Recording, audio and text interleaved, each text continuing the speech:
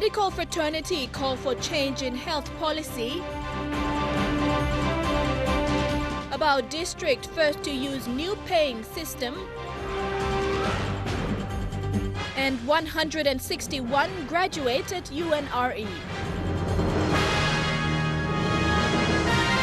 This is National MTV News with Helen Sayer.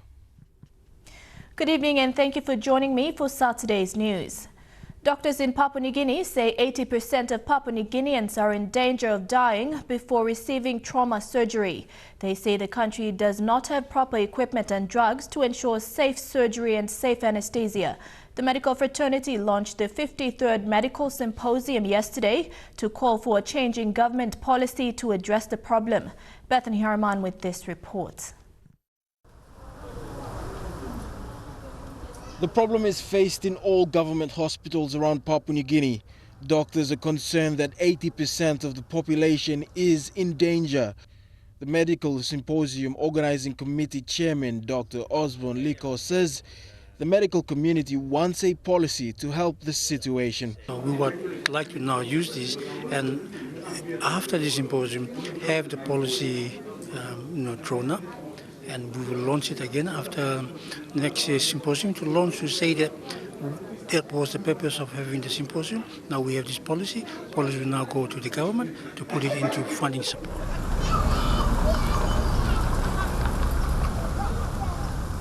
The cost of treating one patient before safe surgery can cost up to 50,000 kina. The government's free health policy is struggling to cater for those in the rural areas. Surgeons are now concerned that this may claim more lives. Particularly in peripheral areas are treated by someone who's got the expertise to treat them surgically under safe anesthesia guide. But we don't have that. So we fall under the category of LMIC, which is low middle income countries. Senior surgeon Professor Ikau Kevau says the lack of proper anesthesia treatment delays trauma surgery. An index called perioperative mortality, and this is a measure where people get late between 2 hours to a few days and maybe months or weeks. By the time they're operated, the outcomes are always poor. The Papua New Guinea Medical Society says improving this part of medicine will also contribute toward the country's development goals. Say every time a citizen cancels a surgery, his chances of surviving surgery after surgery, if he's kept on delaying, mortality increase all the time. PNG doctors say the government needs to ensure that the country's population is healthy and working in order to achieve its national vision. The 53rd Medical Symposium will be held here in Port Moresby from the 3rd of September to the 8th of September. The Papua New Guinea Doctors Association has pledged 10,000 kina. The National Fisheries Authority has also pledged 100,000 kina towards the organizing committee to make the event happen. Bethany Harriman, National MTV News. Health outreach programs facilitated by Child Fund PNG has proved to be an important remedy to address increasing TB cases in the Central Province. This follows Child Fund PNG's partnership with health officers in various health institutions in the province to carry out awareness and treating TB patients. Yesterday, the Child Fund PNG celebrated the World TB Day in Kivorikoi village in the Karukuhiri district in Central Province. Eric Harupma with this report.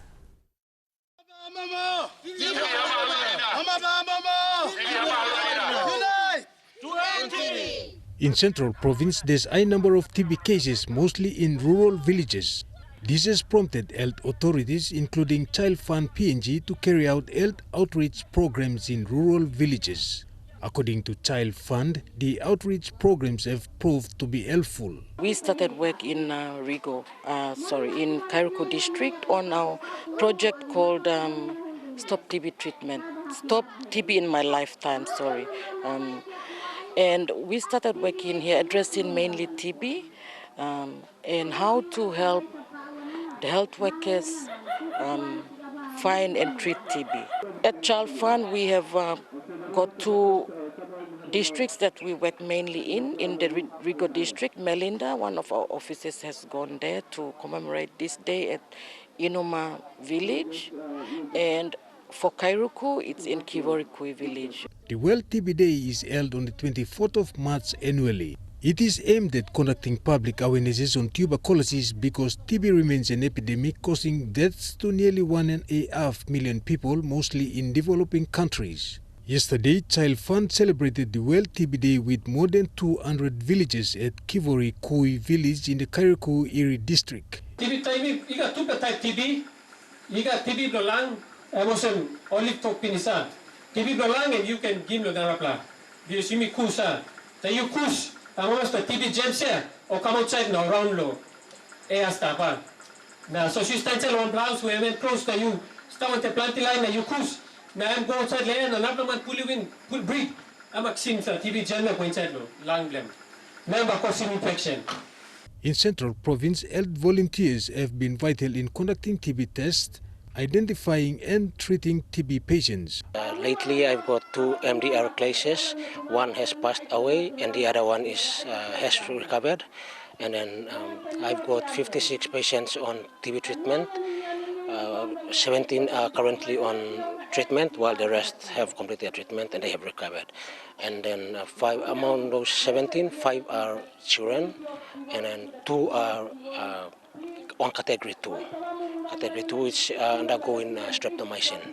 And then currently we are doing sputum collections and all this. I just received 2 from this village last month or last week.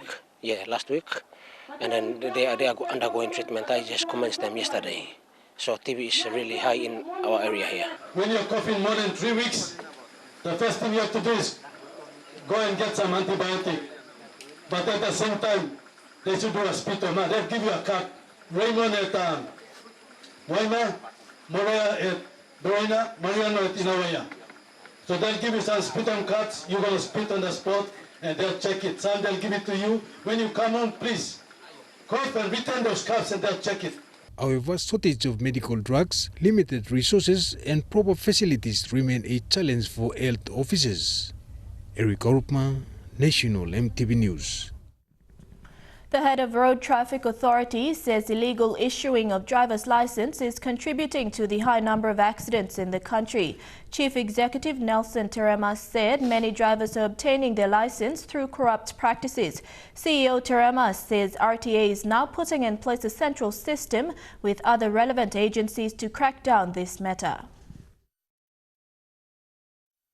The Road Traffic Authority Chief Executive revealed that illegal issuing of license to drivers is rife throughout the country. He says RTA is working around the clock to clamp down on this issue. Terema says current resources in place are not effective. At the moment, it's not happening because a lot of people are involved in corrupt deals, and people tend to obtain driving license through corrupt ways, not following the process. So that's why, as a result, a lot of road accidents are happening. Seeing the increase in road accidents across the country, the authority is incorporating a new system in Port Moresby and will link other provinces so there is proper monitoring and issuing of driver's license. To centralize the old system using the modern technology, where all vehicle registration, all driver licensing, all inspection station licensing, all motorcar dealers licensing, every vehicle licensing, all will be in one system, so it doesn't matter whether you have obtained your driving license in Mount Arkan, you can still have access to in Port Moresby to get your own license. Earlier this week, a relative of a youth at Vada Vada raised concerns over issuing of license after a bus ran over a youth, killing him instantly. Police revealed that the bus was unregistered and the driver had no proper license. Me like happy law, police department law, look, all get a car. Car must get good proper registration. You must get proper drivers, want them good license, class 6, class 3, class 1, now is la kind. Now, boys could come up driver in good plan because all crooked man, nothing. The Road Traffic Authority is now aiming to establish the new system and address this issue. Main aim is to making sure that all drivers have to go through a formal training, both theory and practical, And even all those drivers who have been driving for the last 10 or 20 years, we make sure to try them out with both theory and practical, whether they obtain their driving licenses through the normal process or not. While the new system is in its development stages, RTA is urging drivers to be cautious on the road. Jaklapave Junior National, MTV News. Electoral Commissioner Patilius Gamato says 94% of the electoral update is complete. He is confident that the role will be completed before the issue of writs in less than 4 weeks. In a press statement, Mr. Gamato said preliminary rolls for 59 districts have been sent to them to be displayed for the public to check and verify their names. 26 provinces will have their preliminary rolls printed soon, with only 4 provinces still collecting data. The 89 districts in the country have a total of 6,227 wards. So far, nearly all of them have had their preliminary ward rolls completed, with only 391 wards yet to complete. Mr. Gamato is confident these will be completed soon for final verification before the rolls are printed for election. The issue of writs will be on the 20th of April. Sarah Aupong, National MTV News. Among stories after the break, Abau District makes history with new payroll system and graduation day for University of Natural Resources and Environment. Stay with us.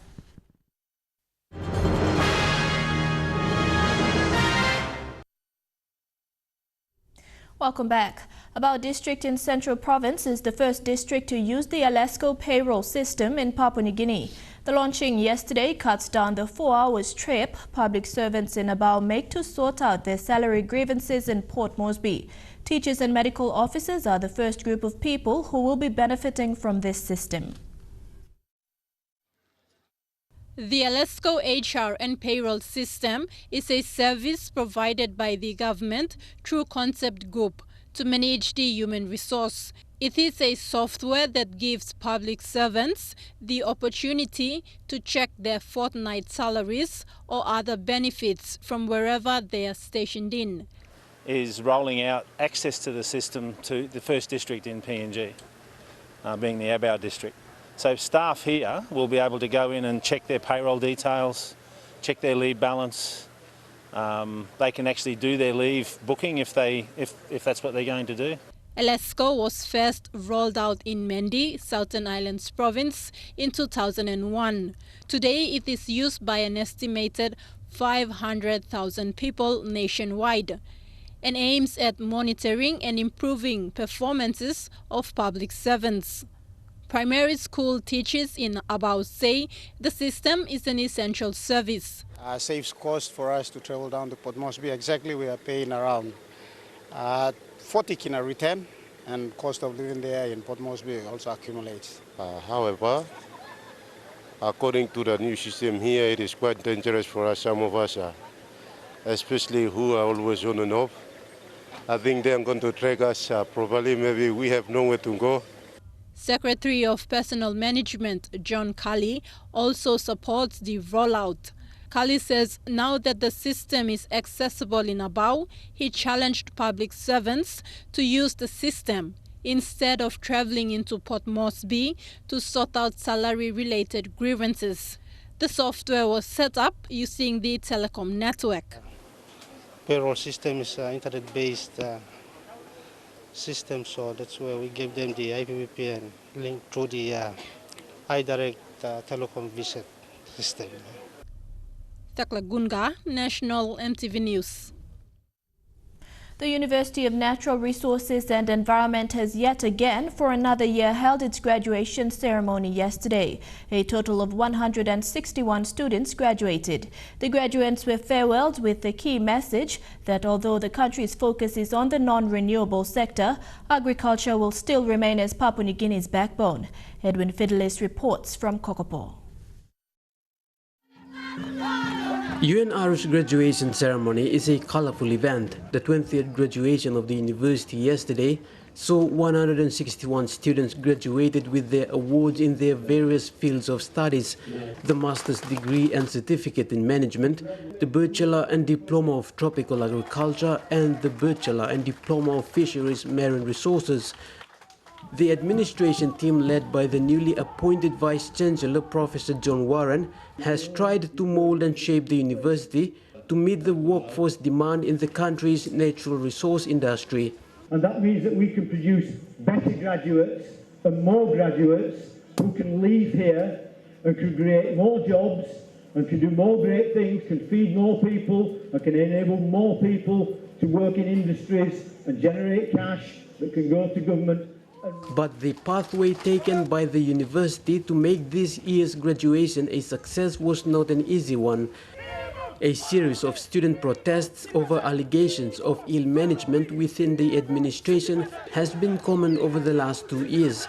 It was a slow and painful experience for both the students and the administration, and the appointment of Professor John Warren in September last year as the university's new Vice-Chancellor has given high hopes to end the dissatisfactions and rebuild the repute of the university as one of the leaders in tropical agriculture in the Pacific. It is incumbent on you to compete at an international level, to take PNG forward at an international level.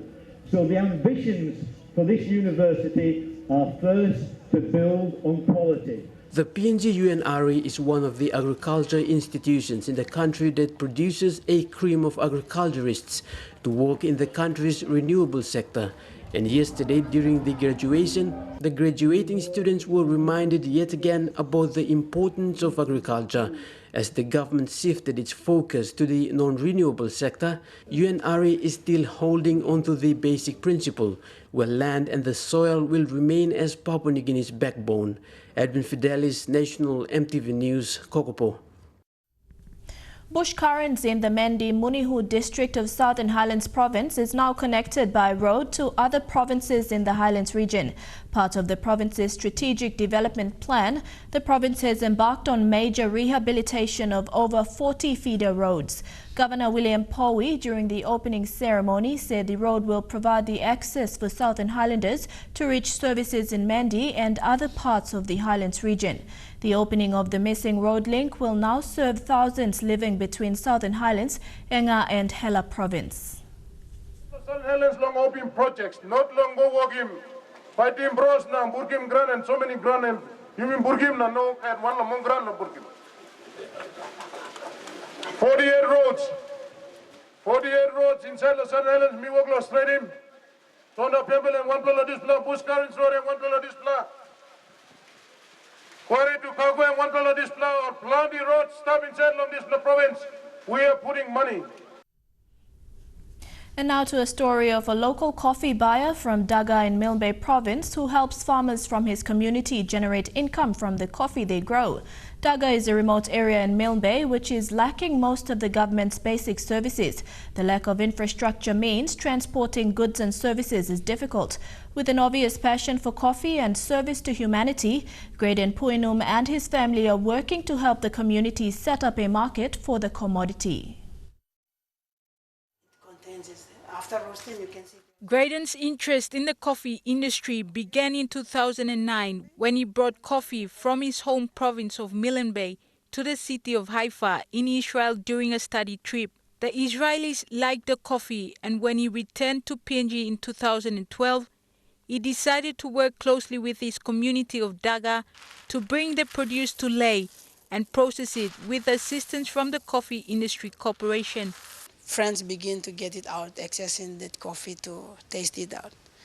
Continuously doing that, I have friends who have got in touch with me also, came over, found out the coffee and took it. The sample was taken to New Zealand.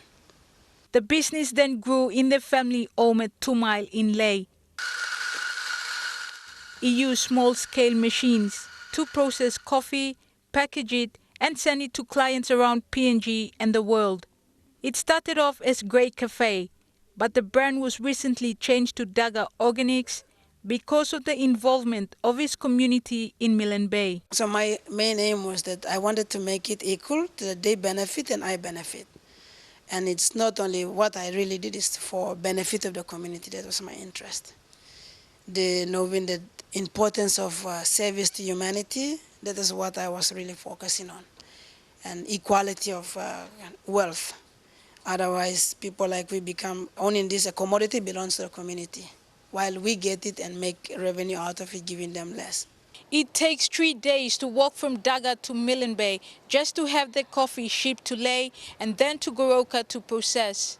By then, transport fares increase and the coffee beans rot along the way. Braden and his family are planning to set up in Milne Bay to help the farmers distribute coffee. Julie Badwi Owa, National MTV News, Ley.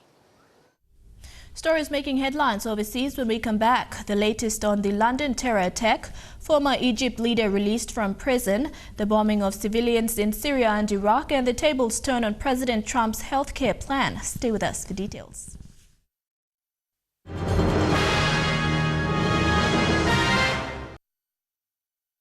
Welcome back to the news. Turning overseas, 2 members of Britain's parliament have been honoured by Queen Elizabeth for their actions in the aftermath of the terror attack in London. One of them tried to save the life of a policeman who later died, and the other helped coordinate the government's response to the disaster. Meanwhile, just 2 of the 11 people arrested so far are still in custody. Authorities are working to determine how the attack came to be and how the perpetrator himself was radicalized. The investigation has honed in on the attacker's past 2 homes in England. Number 4, Khalid Masood's home last year. Nondescript but large, plenty of rooms. A tranquil, respectable neighbourhood. And despite his violent past, the soon-to-be killer didn't break the calm here. No, you never really seen him. The only way we would probably see him is if I was leaving my house and he just happened to be outside, whether he was cleaning his car. Most of the times I remember him wearing a Muslim Islamic wear, as also his wife. She was covered, just her face was uncovered. And the children, daughter, was she covered? I remember a boy and a girl was wearing a scarf also on her head. What sort of age? Primary school age, 6, 7, I would say. Then, for no apparent reason, everything changed.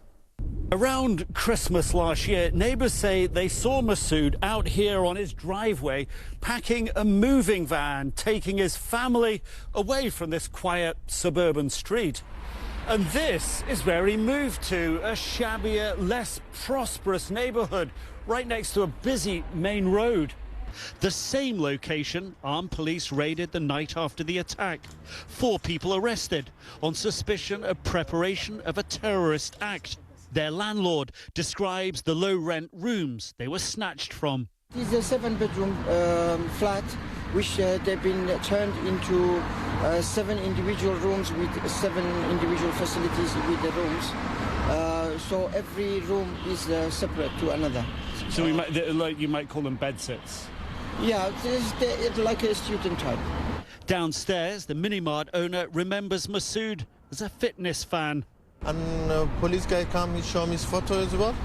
And I say I know him. He's come plenty times in my shop and buys Red Bull, sweet and cashew nut, pastiche. And I know him now. This is the official police photograph of Khalid Masood, who they say used to be called Adrian Russell Aggio and Adrian Elms. What happened to bring the changes? Unclear. Police still searching for clues. More raids, more arrests. Many questions unanswered. Egypt's jailed former leader is again a free man. Hosni Mubarak left the hospital yesterday. According to his lawyer, he was in detention for 6 years following his overthrow in the 2011 Arab Spring. He was handed a life sentence after protesters were killed, but earlier this month, the 88-year-old was acquitted. It's the kind of applause reserved only for a strong man. Hosni Mubarak, Egypt's modern pharaoh, ruled the country for 3 decades. His feared state security service kept the peace. Then on January 25th, 2011, enough. And Mubarak is is a tyrant, and his regime should end. Millions of Egyptians took to the streets across the country, demanding the president resign. Hundreds died in clashes with police. When violence didn't work, Mubarak offered concessions, the last time the country saw him a free man. Egypt's spy chief Omar Suleiman announced the president's resignation the following day. No one saw this coming, not even the CIA. Congress held hearings how the U.S. spy agency missed the signs that led to the upheaval, the Arab Spring. But we are not clairvoyant. The 83-year-old Mubarak reappeared months later in court, frail and bitter, charged with killing 239 protesters and corruption. All the things that have been said are not true, he said defiantly. Egyptians were glued to the live proceedings. Local press called it the trial of the century. A judge ultimately called Mubarak an accessory to murder and sentenced him to life in prison. But the jubilance would be short-lived. Political turmoil and a failing economy persisted. Meanwhile, appeal courts lightened his sentence. Eventually, a judge cleared him of killing protesters. For corruption, a fine and time served. 2011's anger replaced by 2017's apathy. It's fear. Security has an iron grip on this country. Taking to the streets isn't an option, says this man. This woman says the revolution didn't change things, but made it worse. Enough politics. While this man says Mubarak should be free. During his time, life was better. But now, the painful irony. For thousands who took to the streets in 2011 to protest the president, they now wallow in prison, while Mubarak is free. The U.S. military is investigating whether it was responsible for deaths of nearly 300 Syrian and Iraqi civilians in 3 different sets of airstrikes this month. One of the most widespread allegations that U.S. airstrikes this month in Mosul, Iraq, may have caused up to 200 or more civilian deaths. What the U.S. military is saying is they are aware of these allegations from social media, from activist groups, from Iraqis, and they are looking into it. This was an area in West Mosul, heavily populated. There were a number of airstrikes over recent days. There have been social media reports and videos emerging of civilians killed in the area. The U.S. military says it was bombing in that area, but it is trying to really get fidelity. Did it bomb these buildings? Were civilian casualties caused? They are also looking into a recent strike near a mosque near Idlib, Syria. Civilians said to be killed there. They are looking into yet another case of a school building bombed north of Raqqa, Syria. More than 30 civilians were seeking shelter in that building, it is said. They are looking into those allegations as well. No final answer on any of these, but a number of investigations now underway, and the U.S. military insists if it is said to be found to be responsible, it will take that responsibility. In the U.S., it was a stunning loss for President Donald Trump and House Speaker Paul Ryan. The Republicans' high-profile bill to roll back Obamacare suddenly died before it could even come to a vote. The pressure, the arm twisting, the ultimatum, they have all fallen short. I will not sugarcoat this. This is a disappointing day for us. Doing big things is hard. All of us, myself included, we will need time to reflect on how we got to this moment, what we could have done to do it better. House Speaker Paul Ryan deciding to pull the Republican Obamacare repeal and replacement plan, hours after traveling to the White House to tell President Trump directly he didn't have the votes to pass it. And warning, one source said, that the loss on the House floor could be big. Obamacare is the law of the land. It's going to remain the law of the land until it's replaced. We did not have quite the votes to replace this law. And so, yeah, we're going to be living with Obamacare for the foreseeable future. A jarring realization less than 24 hours after the president himself made his final offer.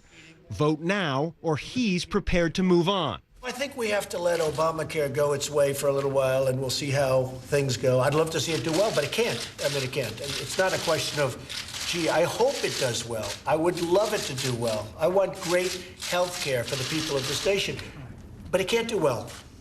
It's imploding, and soon will explode. Democrats taking a victory lap. Frankly, I thought they might have accomplished something in the first couple of months. I think the mistake really was they were so focused on embarrassing the Affordable Care Act rather than trying to improve it. The healthcare setback, a stunning turn of events from the cautious optimism of the morning. How you feeling this morning? Feel great. Yeah. Do you guys think you're going to get the votes? Yeah, we'll get it done today. And even a few hours after that. For CNN, I wondered, how are things going? What are you hearing from your members right now? Going great. We'll just continue talking to the members, getting ready as we move forward. Always confident. But sources tell CNN the votes simply never materialized, and it became clear leaders were actually losing votes based on the compromise designed to bring conservatives aboard. The deal on the table would strip the 10 essential health benefits required in insurance plans by Obamacare, something moderate Republicans, already wary of the bill, were telling leaders was simply a bridge too far, sources said. This is all happening as the debate on the bill was ongoing, leaving members to question what, if any, path forward existed, and leaving the president to answer questions about a looming failure of his first and biggest legislative push. Do you think it's going to pass? See what happens. Did you rush it, do you think? Thank you. We'll see what happens. Thank you. These Republicans, these members, many of them came to office on the promise of repealing and replacing Obamacare. That is now not just delayed, that is completely off the table.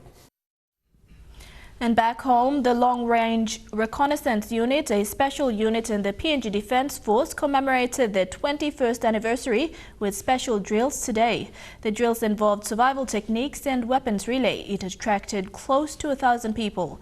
The event was commemorated at the PNGDF training depot at Goldie outside Port Moresby.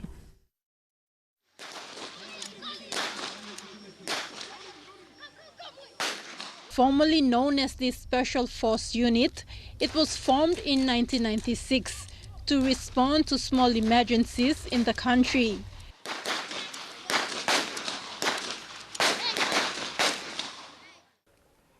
In 2013, when we launched the Defense White Paper, we had a clear path of growing the force, which was in accordance with our government directive. And long-range reconnaissance was one of the major focus areas to grow. Since its formation, the unit has been engaged in some tasking directed by the national government.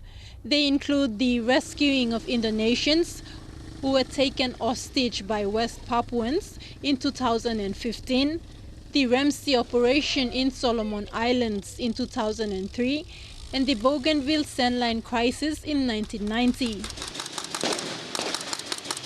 It is not easy to grow the long-range reconnaissance. And we have witnessed in the last 4 years that although we have gone through the PNG Defense Force almost about 4 or 5 times in trying to build it up, we have recruited and trained over 100 people. Today's display of what the unit is specialized in gives the public an appreciation of how the unit operates, not only in rescue missions, but how the unit survives when on operation. Your standard of training, the skill sets that you are being prepared and equipped are well above the normal standard of the PNG Defense Force. The public were also given the chance to take part in the different drills.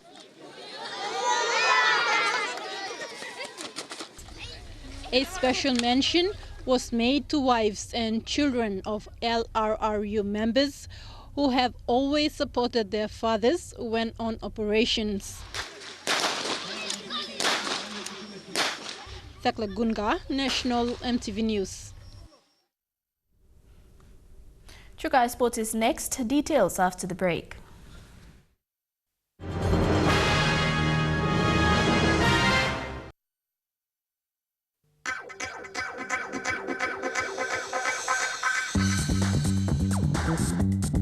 True Kai Sports.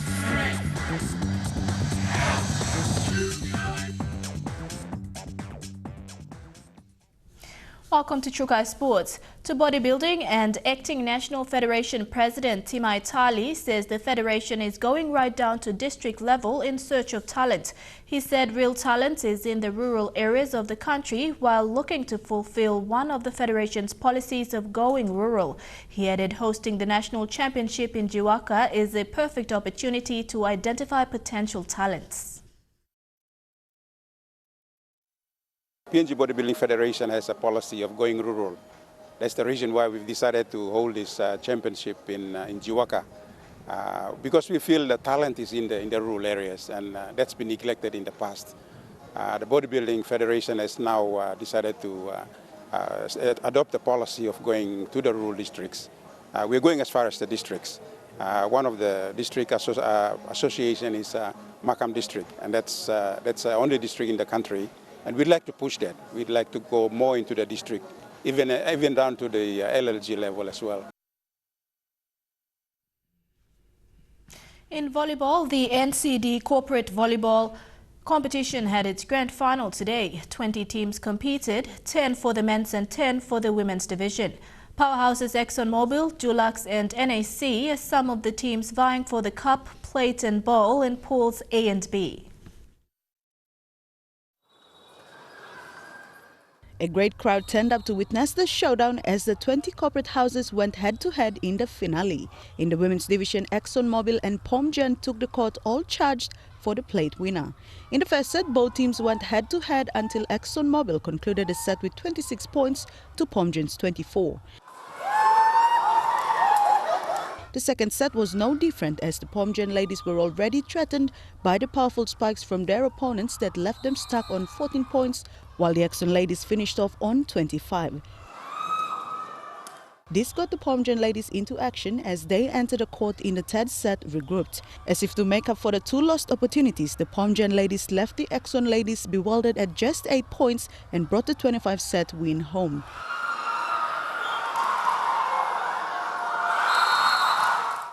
A repeat of similar performance saw the ladies in white claiming the fourth set as well that set the points on the scoreboard at 2 sets flat. In the decider set, a series of spikes and convincing dummies from the Exxon ladies left the POMGEN team on 10 points as they brought the 25 victory home, sealing the deal at 3 sets to 2. And in the men's plate grand final, the Dulux guys showed exactly why they were the favorite in the competition with a 3-set win to 2 against the NAC Jets. Even though the NAC team took out the first set, the Dulux confidence was never wavered. The second set saw a head-to-head action until a missed serve and a failed block from the NAC guys allowed the Dulux side victory. They went on to win 2 more sets, making it 3 sets, while the NAC Jets settled only 2 sets. Dini Rose Raiko, National EMTV Sports.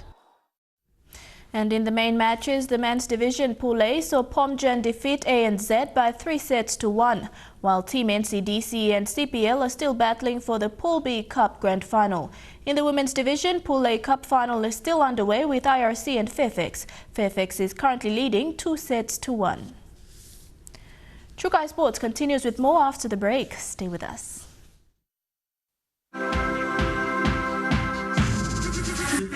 Trukai Sports. Welcome back to Trukai Sports. Basketball Federation CEO Joel Kalu told MTV Sports that 2017 is shaping up to be a massive year, especially for PNG to host the inaugural Melanesian Cup Championships in Port Moresby. Kalu said prior to the event, national championships for both men's and women's will be played in July to select final teams for the event. Our national championships are scheduled for July. That will be our major selection event for those PNG national men's and women's teams. So preparations, look, we haven't begun preparations just yet. July is still a few months off, so we've got some time. Right now we're focusing on our AGM that's on this weekend and getting our affiliated associations all set to go for the year. Yeah, look, the national championships will be a really good opportunity for the best players in the country to come together, and then the premier players to earn selection for PNG squads. In football, acting president of the PNG Football Association, John Wesley Gonjuan, says that an appeal is already underway regarding the send-off of PNG player David Brown. Gonjuan says that world governing body FIFA has already been informed via the Oceania Football Confederation. This comes about after the red card given to Brown during the match between PNG and Tahiti. In the 19th minute of the first half between PNG and Tahiti, European-based player David Brown had gone up for a header against defender Tamihau Tiatia. The incident, however, was not attended to immediately by referee Celeste Chand, and television footage also shows that the constant harassment by Tahiti players may have had an influence on his decision. Also, despite the fact that there was a physical and aggressive approach taken by Tahiti players on members of the PNG team, that there was also no action taken then. John Wesley Gonjuan, who was part of the delegation from PNG football watching the match, is hopeful that a decision by FIFA will be a positive one for PNG. Technically, it won't be possible to change the results of the match, but we're asking for them to consider removing of the red card so that the player can be cleared to play in the next match. The Brown incident overshadowed much of that game, with the subsequent result that PNG would lose their first home match since June 2016. Gonjuan, however, is positive that other players will be readily available for PNG when the national team travels to Papeete, Tahiti for the second leg of their qualifying match. We've got the players, we've got Nigel there, we've got Raymond coming in now after his suspension on the first match. We've got Michael available and everyone else, Alvin and Felix and Samuel Kinney. Yes, they've been training again. They went again for the training this morning, another training this afternoon, and they will travel to Tahiti tomorrow morning. After Tahiti, it will be another 2 months until PNG's next two matches, this time against the Solomon Islands, with the first match to be played in Honiara on the 5th of June and the return leg to be played at the Sir Ignatius Kilage Stadium on June 13th. Jeremy Mogi, National TV Sports. Still in football, Brazil recovered from conceding an early goal to beat Uruguay 4-1 with a hat-trick in a win that cemented their place at next year's World Cup finals. The victory gave Brazil's coach his 8th win in 8 games and lifted leaders Brazil to 30 points in the South American qualifying group. The 5-time World Cup winners led second-place Uruguay by 4 points before the game. But it was the weekend home side that took the lead after 8 minutes, thanks to a penalty from Edison Cavani. When Brazil took the lead 6 minutes into the second half, it was Paulinho who did the damage. Paulinho got his 10th and Brazil's 4th in injury time, when he cheekily justed home across from Dani Alves. After the match, Uruguay coach Oscar Tabarez said the loss hurt, while Brazil coach Tite said his team had to be very focused against Uruguay. Playing here and beating Uruguay is very difficult. There is a lot of atmosphere and a very strong energy here. Concentration levels need to be very high. This hurts all of us. Although we are professionals, we have a passion for this. When we don't get what we want, we are not well. It was the first time that Brazil had gone behind since Tite took over as coach last summer. Shane Soroya, MTV World Sports. And that ends Chukai Sports. The weather details for the next 24 hours when we come back. Chukai Sports.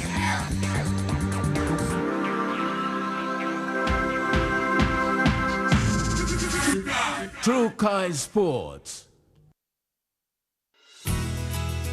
The weather details are proudly brought to you by Dulux Weather Shield. Worth doing with Dulux.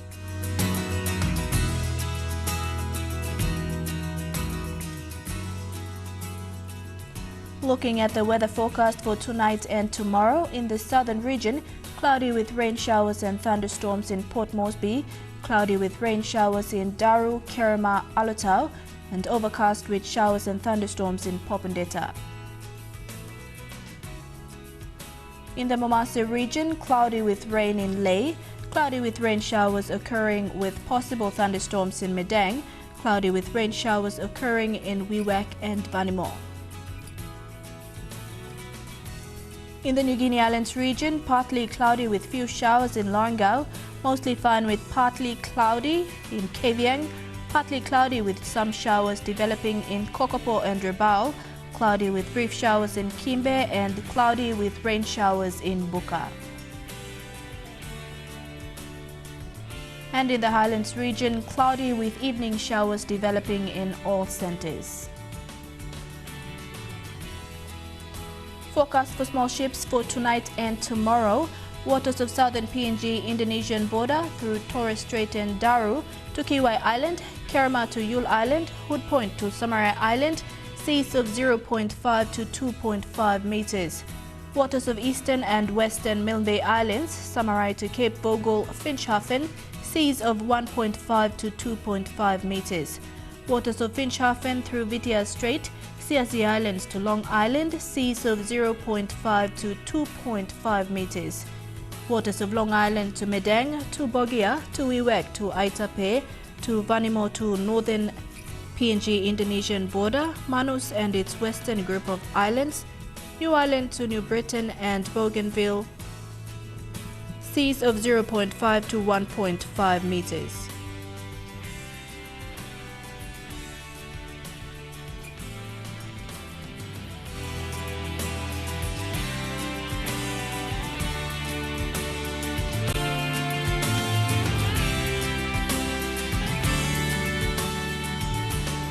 Ocean forecast for PNG areas in the Coral Sea. Seas slide to rather rough with northwest to westerly winds at 10 to 25 knots. In the Solomon Sea, seas slide to moderate with northeast to northwest winds at 10 to 20 knots. In the Bismarck Sea, seas slide with northwest to northeast winds at 10 to 15 knots. And in the Pacific Ocean, seas slide with east to northeast winds at 10 to 15 knots.